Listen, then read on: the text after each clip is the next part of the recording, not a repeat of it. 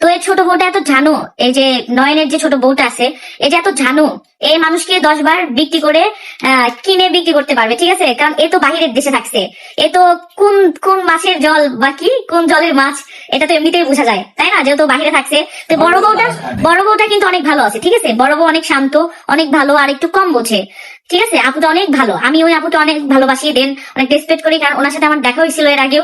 আপুটা অনেক ভালো। আর এই ছোট বউ তো ঝানু, ঠিক আছে? অনেক জানো। তো বড় আপুকে আমি একটা কথাই বলবো, আপু তুমি এখানে আর আইসো না, ঠিক আছে? কারণ এইভাবে কখনো সংসার করা যায় না। দুই সতীন নিয়ে, দুই বউ নিয়ে কখনো সংসার করা যায় না। বিয়ে করতো। আপু তোমাকে একটা কথা বলি, তোমাকে হ্যাঁ, তোমাকে যদি ভালোবাসতো, আপু তোমাকে যদি ভালোবাসতো, তোমার জীবনেও আরেকটা বিয়ে করতো না, ঠিক আছে?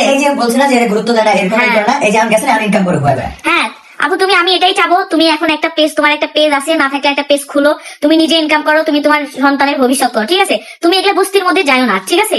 তুমি ভালোভাবে থাকো, কারণ এগুলোতে গেলে তোমার ভবিষ্যৎ তো হবে না, তোমার ছেলের ভবিষ্যৎ হবে না, আর কখনো এই সংসার টিকবে না, এটা লিখে রাখো, ঠিক আছে? এটা কখনোই টিকবে না, আজকে হোক 5 বছর পরে হোক, 200 দিন নিয়ে কখনো সংসার করা যায় না।